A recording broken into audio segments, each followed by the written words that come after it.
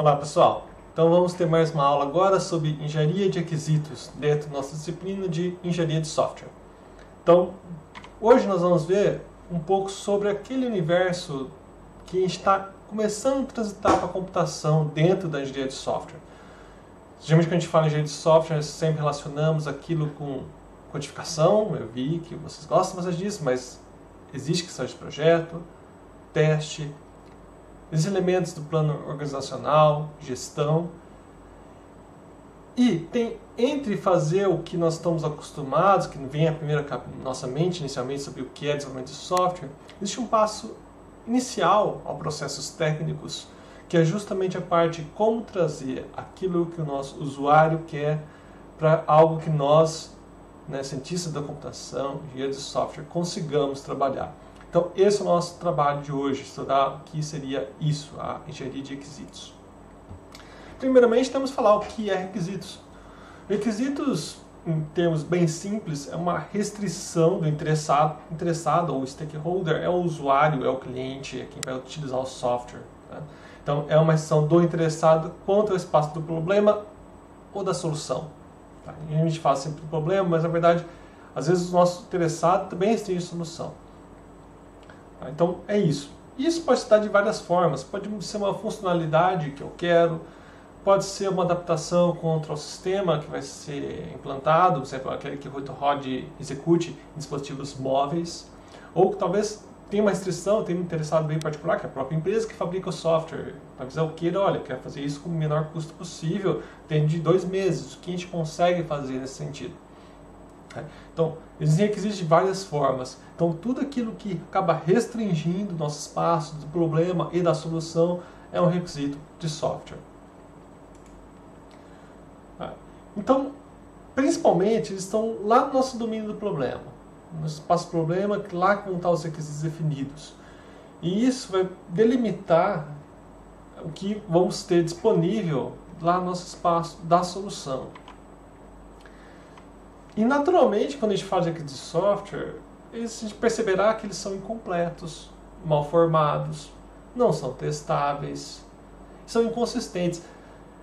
Geralmente, quando a gente pensa em software, requisitos de software, a gente imagina texto. E de fato, quando a gente fala em texto de linguagem natural, é um texto normal, é difícil de entender, tem a margem para interpretações. Quiçá, requisitos de software. Como que eu vou definir algo que depois eu tenho especificado numa linguagem extremamente formal, uma linguagem formal Turing completa? Então, mesmo que a gente pense que tem um documento de requisitos, nossa, tem um documento de 200 páginas com todos os requisitos, então é só ler isso aqui, executar e acha que vai dar tudo certo. E depois, quantos projetos vão falhar justamente porque foram com essa crença e ao final perceberam que estavam usando o software não atendia a expectativa do interessado. Esse é o grande problema. Então, por mais que a gente ache que está completo, ache que está bem informado, ache que é testável, ache que é consistente, a gente verifica que eles podem estar incompletos, provavelmente não estão bem informados, é difícil testar requisito, e muitas vezes estão inconsistentes entre eles, e com o sistema, e com o nosso entendimento. Humphrey ele falava, do princípio da incerteza, que para um novo sistema de software, os requisitos não serão completamente conhecidos até que o usuário tenha efetivamente utilizado o software. Isso é um problemão para nós, porque como que a gente vai fazer um bom requisito, um bom documento de requisitos, bons artefatos que vão subsidiar o restante do desenvolvimento técnico, se a gente não sabe exatamente o que são os requisitos? O pior é que a gente só vai ter certeza dos requisitos depois que o software estiver pronto. Isso é justamente quase concebível, de certa forma. Então, quando a gente fala em modelos de ciclo de vida, que nós buscamos modelos incrementais, que são baseados em interações, justamente para combater essa incerteza. Se o mundo é incerto, se os nossos usuários são incertos, os nossos requisitos são incertos, então vamos tratar de concretizar essa incerteza por ter software, um entregável, que possibilite confrontar o que foi entregue com o que o usuário esperava daquele software de fato. E ao diminuir essa brecha, essa distância entre o que era o incerto, o que era o requisito e o que o software, que é aquilo que ele executa, a gente consegue com isso fechar essa brecha, essa distância que existe entre esses mundos. Então, isso é o nosso foco. Então, que podemos fazer para tratar isso? Então, dentro da engenharia de requisitos, nós temos diversas ferramentas.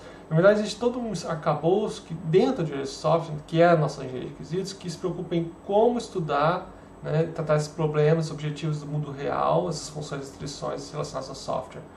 Como a gente trata o relacionamento desses fatores com o core de software e ao longo da sua evolução. Se o software evolui, como que eu permito que meus requisitos acompanhem essa evolução e dirijam essa evolução? Já que é uma verdade que vamos ter alterações desses requisitos ao longo do desenvolvimento.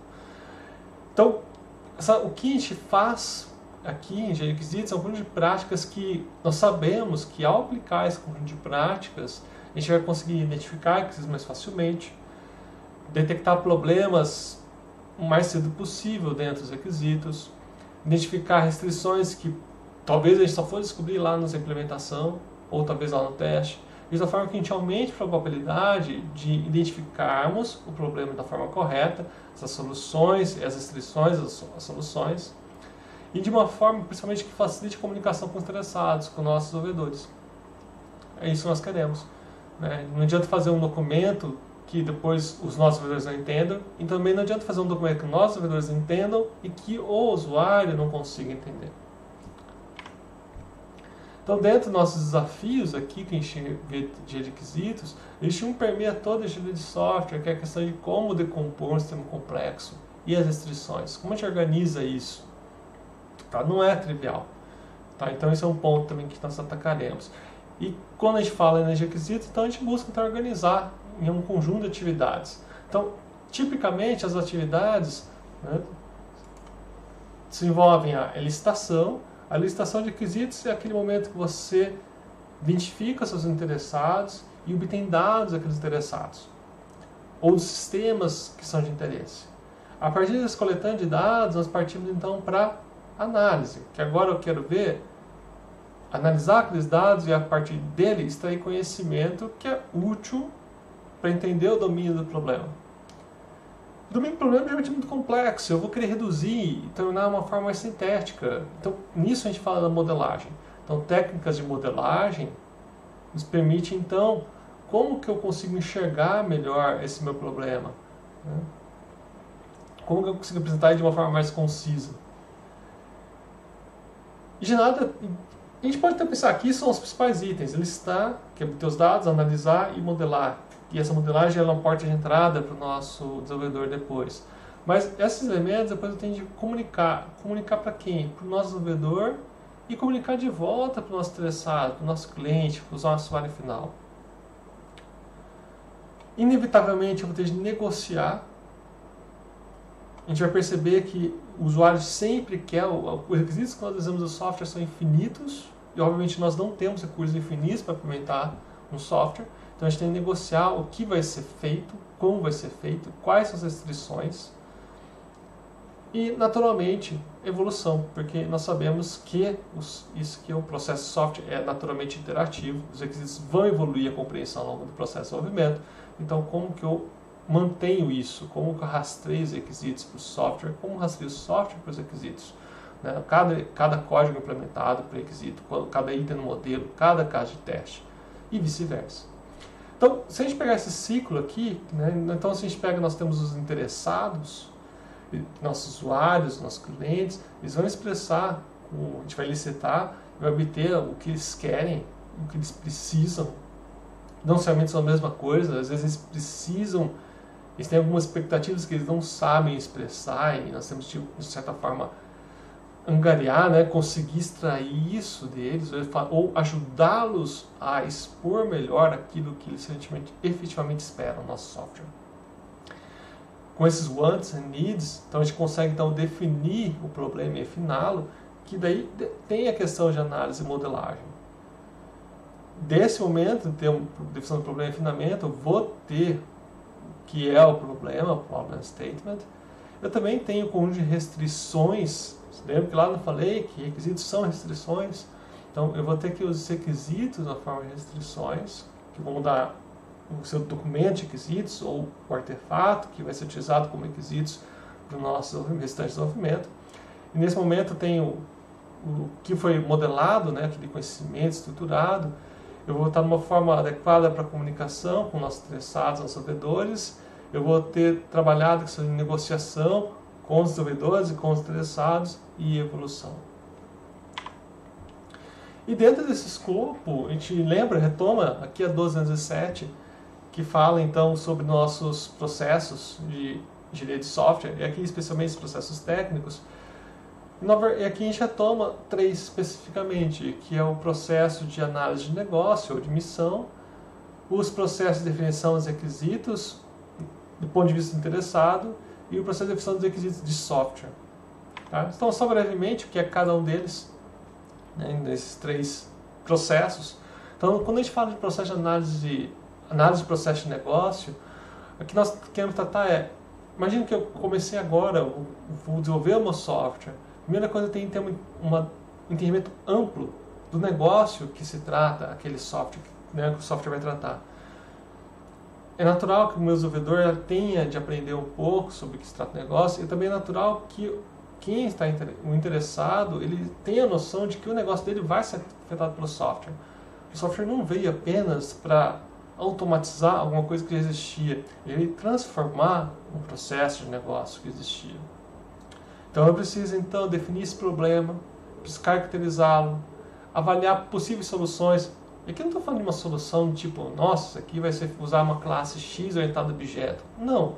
Mas por onde eu vou falar? Olha, é um sistema que vai fazer interface com sistemas atuais de venda, por exemplo, e que tem que executar no hardware que a gente tem disponível, nos dispositivos móveis. Então, obviamente, isso define uma categoria, restringe o espaço de soluções. Sempre que eu falei que não é só uma restrição de espaço do problema, mas uma restrição de espaço de solução. Então, aqui também afeta um pouco isso. Não adianta você falar que, nossa, mas isso aqui seria excelente se eu fizesse sistema web para um computador. Assim, não, mas nosso problema, a solução tem que ser para o celular do nosso vendedor. Esse é o instrumento que nós temos. Então, é uma restrição das soluções possíveis. Então, quando eu faço então essa processo de análise, processo de negócio, eu vou definir então esses problemas e oportunidades. Tá? Nem sempre um software desenvolve resolver um problema, pode ser para explorar uma coisa que não existe ainda. Tem que verificar os recursos disponíveis, provavelmente as pessoas disponíveis que podem fazer esse problema, os documentos existentes, outros programas, né? Então isso tem que ser disponibilizado pela empresa, o plano organizacional da empresa, o organograma, as missões, o plano de missão dela, o planejamento estratégico. Então esses são elementos que fazem alguma diferença aqui na análise do processo de negócio. Eu vou caracterizar esse espaço de solução minimamente, de uma forma bem ampla, mas eu tenho de caracterizá-lo. Talvez eu tenha de pensar em soluções candidatas, mesmo que alto nível, e rastreabilidade. E quando eu falo rastreabilidade aqui, no sentido que, olha, de onde veio essa caracterização desse espaço de solução? Isso aqui foi discutido, surgiu a partir da consideração daquela possível oportunidade, considerando a missão da empresa. Assim, então eu sei de onde veio essa caracterização. E depois, quando a gente vai para frente, lá em requisitos especificamente, depois eu vou explicar, mas por que tem esse requisito aqui? Porque isso aqui tem relacionado com aquele problema que foi definido neste processo. Tá? Então, esses aqui são elementos importantes, embora que a gente pode pensar que seja um pouco fora do processo técnico usual da engenharia de software, tá? Isso aqui é uma ponte importante entre o time técnico de desenvolvimento do software e o time da empresa, da missão da empresa, que é a essência de a gente ter de fazer esse software. Satisfeito esse item, né? Então agora posso partir a ver os requisitos dos interessados daquele sistema, tá? Dos usuários, dos clientes, o desenvolvedor de certa forma também o interessado, tá? E aqui eu penso já em um nível um pouco mais baixo, então eu tenho que saber quais são as pessoas, obviamente, eu tenho que identificar os fatores que limitam o uso desse sistema, questões ambientais, sociais, culturais. Um pouco disso a gente já viu no negócio, mas aqui a gente vai ver mais profundamente, né? A gente já sabe exatamente o que se trata, a gente sabe quais são as pessoas que vão trabalhar com o sistema, então a gente consegue analisar isso mais a fundo. Eu começo a identificar restrições do sistema, restrições quanto à interface, restrições quanto aos outros sistemas, definir as necessidades interessadas, e na verdade aqui talvez seja o item, talvez o artefato principal nosso, necessidades interessados. nossos interessados vão falar um monte de necessidades. Eu tenho que pegar desses várias necessidades, como que eu estabeleço uma prioridade. O que vai ser feito primeiro? Depois eu fiz o que vai ser feito primeiro, né? Ou que não é necessidade de fazer agora. Eu tenho que definir quais são as medidas para avaliar que aquele requisito, aquela necessidade foi satisfeita. E, finalmente, rastreabilidade. Como que eu vejo que essa necessidade já foi atendida pelo projeto, pela implementação, e como eu sei que uma alteração lá no futuro da implementação afeta ou não uma necessidade que foi definida aqui. Então, esse é o nosso foco quando eu falo aqui, então, de necessidades, requisitos dos interessados. Tá? Esse é o nosso objetivo. Então, quando nós temos métodos ágeis, a gente vai ver mais à frente história do usuário. Então, história do usuário tem muito a ver com isso aqui. Nós estamos avaliando, são os interessados que vão ajudar, ou talvez sejam eles que criem de fato as suas histórias. A prioridade serão os interessados e definirão as prioridades. E nós, como os engenheiros de software, nosso principal papel vai ser facilitar a expressão dessas histórias do usuário e ajudá-los a expor, né? Você lembra que eu falei que às vezes não sabem exatamente o que eles querem, então como que a gente facilita esse processo? E dentro da questão de prioridade, a gente tem de dar as nossas restrições de interessados desenvolvedores, de que se nosso tempo disponível é X, não adianta dar requisitos, histórias usuários que demandam 2x, que é inviável. Então, como que talvez eu redijo novamente, como que eu refatório, como divido uma história de usuário em histórias menores que são factíveis de execução dentro da nossa restrição de tempo e custo. Tá? Então, é importante essa negociação que tem entre os engenheiros de software, engenheiros de requisitos, desenvolvedores, com nossos interessados. Isso aqui a gente está falando de requisitos de estados interessados, mas obviamente que o nosso software também vai ter outros elementos a serem considerados. Talvez ele faça interface com outros sistemas, né? Outros com hardware específico. Na verdade, um software sempre está inserido dentro de um sistema maior. O software não é sozinho. Então, software depende de software depende de hardware. Então, como que eu transformo, então, né, ou complemento aqueles requisitos visuais interessados, tá em uma visão mais técnica, né, que também é mensurável. Então, eu vou talvez aqui eu estou indo um pouco mais na modelagem, né, quando a gente vê a PO, por exemplo, então, quando começa a criar os modelos conceituais, mesmo modelos de interação. Então, aqui é o que a gente encaixa, que seria esses requisitos de software, dessa visão mais sistema. Tá? Então, quais são os elementos necessários para a solução? As interfaces, as funções.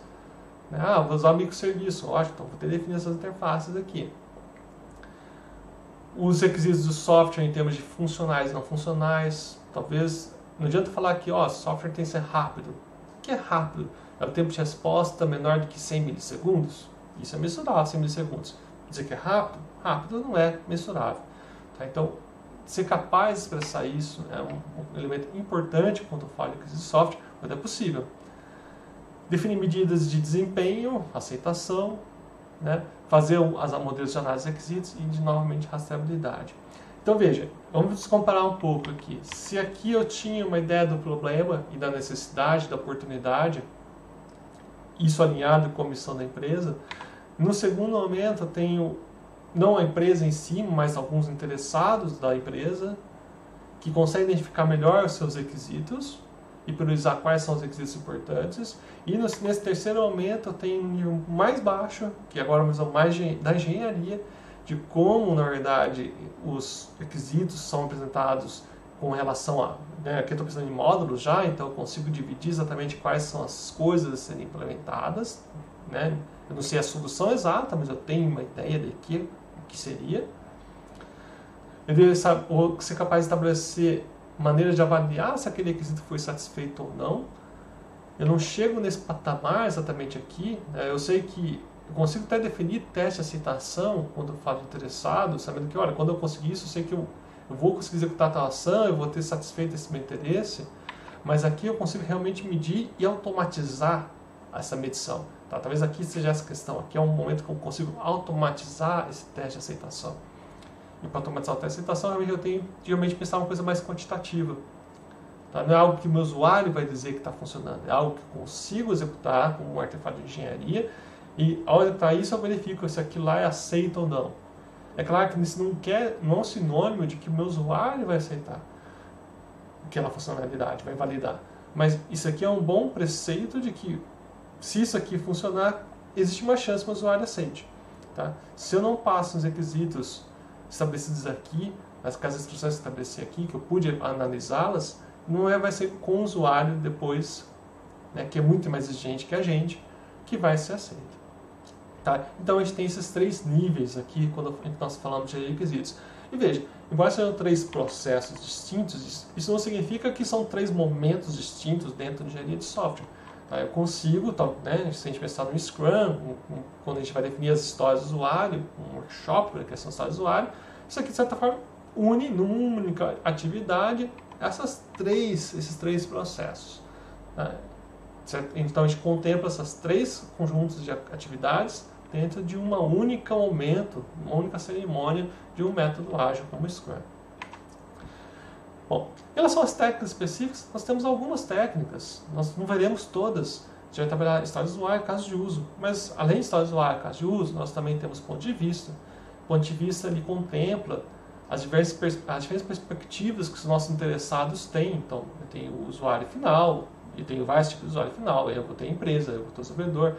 Cada um deles terá uma perspectiva diferente sobre o que é importante para requisitos, e o ponto de vista tenta analisar o documento de requisitos, ou os requisitos como um todo, considerando essas várias perspectivas. E empregamos técnicas tanto de análise textual, como técnicas de análise formal, VDM e assim por diante. Existem outras técnicas como lexo ampliado de linguagem. Você lembra quando eu falei lá nos primeiros slides que os requisitos são naturalmente inconsistentes? Então, será que eu tenho como restringir o vocabulário utilizado na descrição dos casos de uso, nas histórias dos usuários ou nos requisitos escritos de forma textual, de tal forma que eu consigo manter esse vocabulário sob controle e autodefinido em si? Ou seja, não usar nenhum termo que não esteja definido dentro daquele meu documento de requisitos. Tá? Então, dessa forma, eliminando as inconsistências e ambiguidades.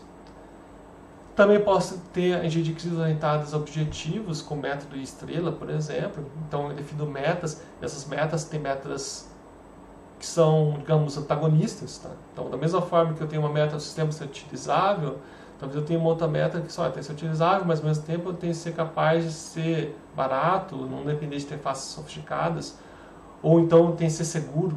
Então, eu gostaria muito de entrar no sistema sem usar nenhuma forma de autenticação. Mas, em termos de segurança, eu preciso ter alguma forma de garantir a autenticidade do acesso. Então, como é que eu concilio 2 objetivos que, na verdade, eles meio que se contrapõem em um certo aspecto?